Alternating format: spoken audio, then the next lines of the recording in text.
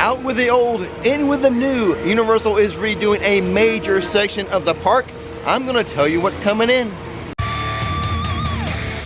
Hey, what's going on everybody? Rick here, back at Universal Studios Florida. Sooner than I thought I would be because so many updates to share I couldn't wait. Let's get started. Let's start at the beginning. Check out the entryway here, the arch. The HHN 31 medallion has been removed along with the house banners that they had up here, but do not despair. Universal has already announced the first house for HHN 2023, and that's going to be a Chucky house based on the Sci-Fi Channel series.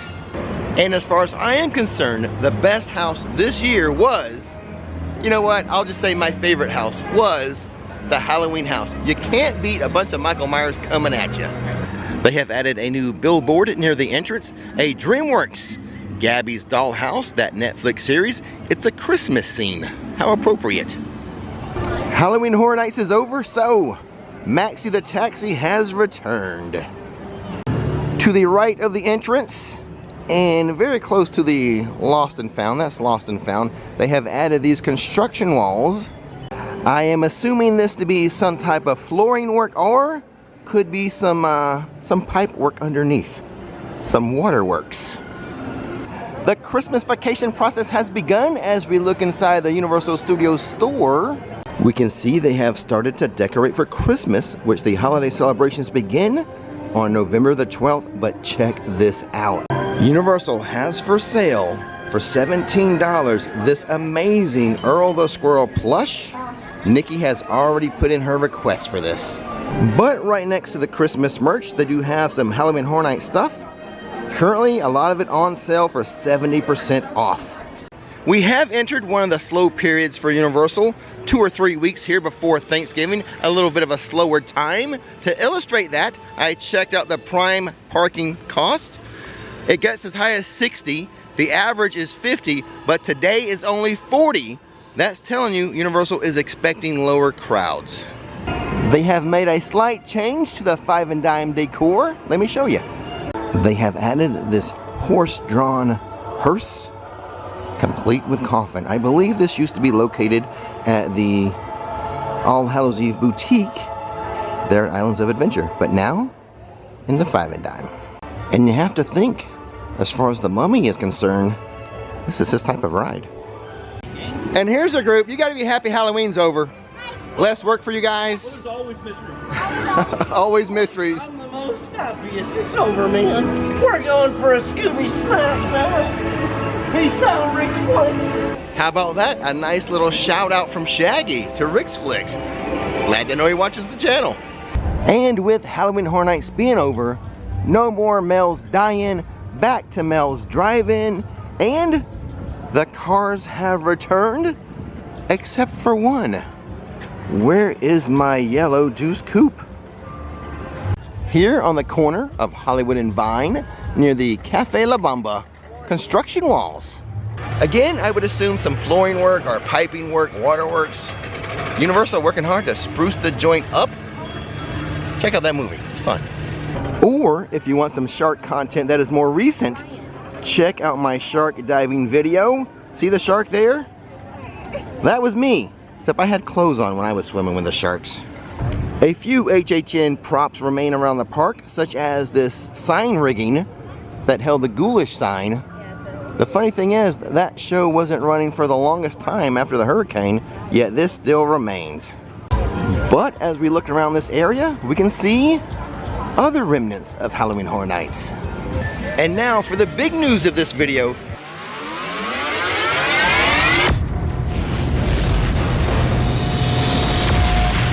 The Woody Woodpecker Kid Zone getting a total retheming.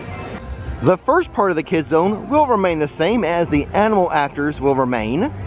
The Kid Zone Pizza Company is going to stay, as is SpongeBob StorePants. And of course, E.T. Adventure will always be here. I assume PB, the E.T. Mallard, is going to stay in the attraction too. So as you can see, the start of the Kid Zone will remain the same, but from this point on, like Fievel's Playland, Donkey and Shrek's Swamp Meet, Woody's Nut House Coaster, Curious George, the Ball Factory, all that's going to go away. But one thing I'm not sure about regarding the Woody Woodpecker Nut House Coaster, are they going to tear it down and put in something completely new, or are they just going to rebrand it? And with the Curious George area going away, the question I have, will it remain the water play area? A question to be answered at a later date. But the real question is, what is this going to be rethemed to? No longer Woody Woodpecker? I think I know. It's going to be rethemed to beloved animated characters? Huh. I'm putting my money on DreamWorks. This will be a DreamWorks Kid Zone. My prediction. I will bet you $1 to a donut that is what's going to happen. Let's stroll through Springfield while we have it. Not sure what's going to happen with this area when the contract ends with Universal and The Simpsons. As you know, Disney does own The Simpsons now. But I do know Disney does exert some influence when it comes to this area, such as Dufftoberfest. And I have a feeling the reason why we don't have roaming hordes of chainsaw maniacs in this area anymore during Halloween Horror Nights is because of Disney's influence. But what is to become of this place eventually? I don't know. Different parts of the park do become rethemed over time, such as Diagon Alley taking over Amity. I would not be heartbroken if this got rethemed, as long as it was rethemed as something cool. If it was something lame, I'd be upset. Putting something cool to replace it, yeah, I'd be happy. But I tell you what, use the comment section, let me know your ideas for this area. But as far as the Midway games are concerned, a couple new prizes. I haven't seen this big old crab before. Look at that. And then on the other side, some octopus. And check out this big Krusty plush. And at the Ay Caramba, the basketball game, this has been here for a while, I just haven't shown it. The monkey on roller skates. Inside of the MIB Gear shop, they have a Universal Studios tracksuit. The top is $62. The track pants are $40. Some Universal basketball shorts, $33. Has the Universal stuff down here. And then, are these like cheer shorts? These are ladies shorts for $28. Matching top with the Universal Studios logo, $35. The MIB Men in Black Alien Attack attraction, just a 5-minute standby wait, 0 for single riders. Now that Halloween Horror Nights is over, the old Fear Factor Stadium back to being unused, I wonder if they're going to keep this around just for HHN shows, or if eventually a new attraction will come in here. This Chucky photo op, very popular the last night of HHN, as that's when Universal announced the new house coming next year, the Chucky house. So a lot of people lined up for the photos. We have seen some clues today that we're in a slower period for the parks. Lower wait time, smaller crowds. One way to find out for sure though, that is to check on the wait time for Gringotts. We're gonna do that in just one hot second. And I do mean hot, because this dragon is about to blow.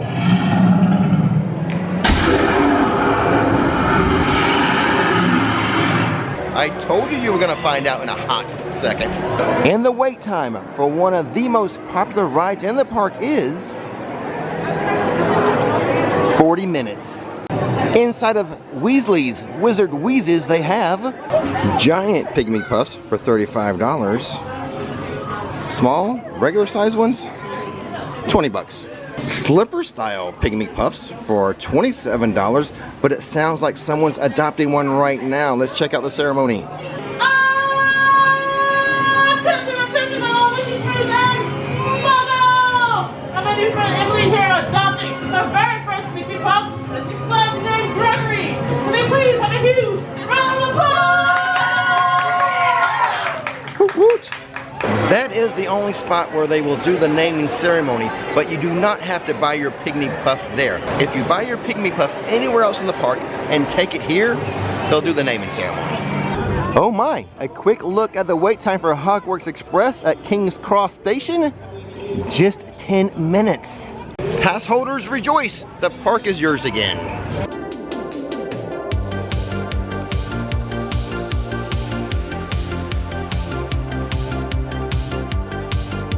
Just yesterday, during the live stream here in San Francisco, the HHN props were still out, but they're gone today. In other news here in San Francisco, they have added some construction walls very near to Chez Alcatraz. But do not worry, the bar is still open. They're doing some type of waterworks or piping work here. There is one thing I would like to note over here at Chez Alcatraz regarding the walls. At the very least, they have the Jaws poster facing the bar. I was just talking to Nolan at Chez Alcatraz. He had the idea, and he submitted this like 4 years ago, to have a little dock out here where people could, you know, pedal swans. You know, those swan type boats, but not be swans, to be like little Jaws boats that they can pedal out here. And then I said we should name each one. Like, was it Christine? Was that the first person who was killed in the movie Jaws? And name one Quint. Just have different names for those shark boats that people can paddle out. I like the idea. I like it. I would like to note that while Richter's Burgers is really pushing the mobile order, they will allow people to walk up to a cash register and pay without mobile ordering, but they really prefer that you do the mobile order. But you don't have to. Fast and Furious, this has to be a walk-on, right? Actually, it's a 10-minute standby wait. I think the Louis pickup window longer than the actual lines inside today. Pretty close. We'll call it a tie. We just missed the show, but I'm sure it was a great one. Always. They got the band back together. The Blues Brothers. Always a fun show, but check this out. By the Mummy, they've removed all the umbrellas and the fencing. We now have free-range mummies. And since the Mummy is still under technical rehearsals, look what they have done. They have blacked out the express sign. No express during technical rehearsals. So much so, they black out the sign. Curious about the wait time? The standby wait time? 25 minutes. The New York City section of the park, pretty much clear of all signs of Halloween Horror Nights. So much so, they have started to add Christmas trees, and if you're looking for the HHN tribute store, it's not on the map, it's not anywhere, it's gone. Interesting thing is that the theater facade is gone, so apparently the holiday tribute store will not have a theater facade. Look for that new holiday tribute store to open on or before November 12th. I'm hoping before. Here on this side street in New York City, they have brought back the car. So apparently they're not going to use this as a Christmas village, but maybe they'll add a Christmas village into CityWalk like they've done the past couple years. Inside of the Park Avenue Holiday Shop, they have a Universal Happy Holidays baseball tee for $30. Same design, but in a light hoodie, $57. A Homer Simpson's Do-Ho-Ho Christmas ringer tee, $28. A Simpsons Family Oh What Fun It Is sweatshirt for $52. A Simpsons Deck the Halls kid t-shirt, $23. Inside of Sahara Traders, aka the Mummy gift shop, they have a Mummy press penny machine featuring 4 designs. This one, your classic crank style. Let's step into Finnegans for lunch. There's a sandwich I've never had here. I've never sat here. I like this. A table with a view. I can catch all the action happening in New York City. And for you guys, I will let you scan the menu. I know what I'm getting. I looked on the board outside to find that one item I've never had here. A sandwich, in fact. To start with, warm soda bread with apple butter. In fact, I will start and finish with this. This can act as a dessert. And of course, the main dish, the grilled salmon BLT for $19.95. Char grilled filet of salmon, lemon herb mayonnaise, baby lettuce, sliced tomatoes, and a savory bacon jam served on a house-made brioche bun. All done with my lunch, so now it's time for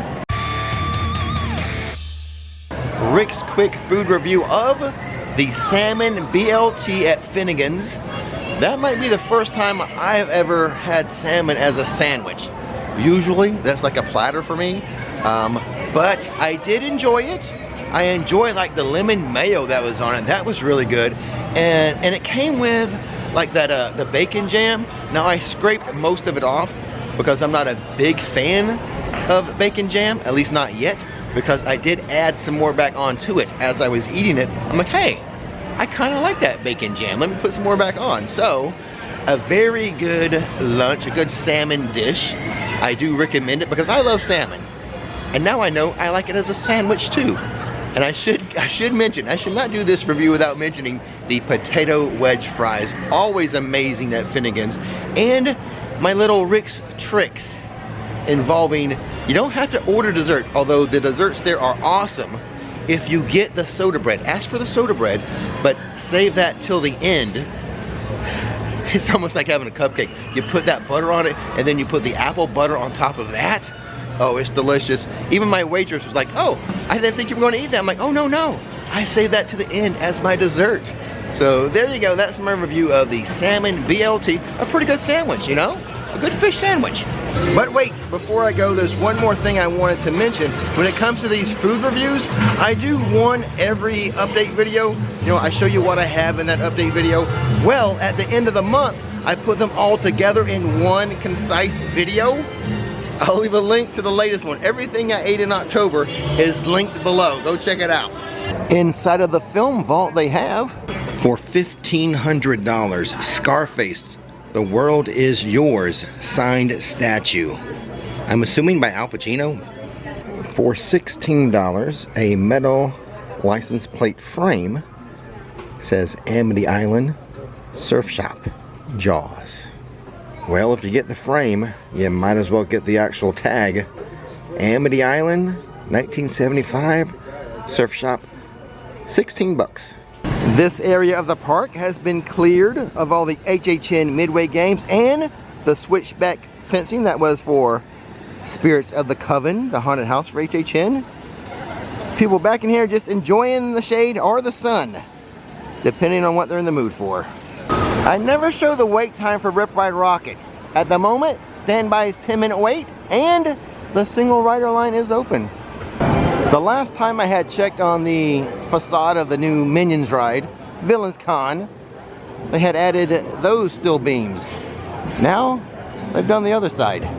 The original Minions ride here, Despicable Me, a 30-minute wait.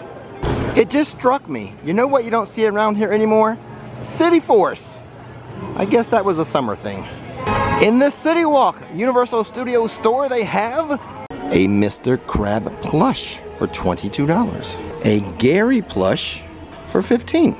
A gigantic, and I mean gigantic Patrick for $30. And a lot of Grinchmas merchandise, which I believe Nikki showed you in her shopping video. I'll leave a link to that. And these outside merchandising kiosks in CityWalk also has a lot of Christmas stuff.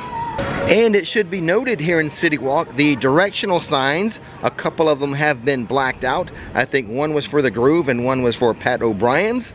I'm sure eventually one of these, or maybe both, will be updated for the Great Movie Escape Room.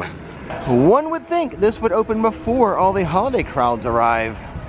Inside of the Universal Legacy store, they have some of the old Shrek 4D props, the Q props. Look at that.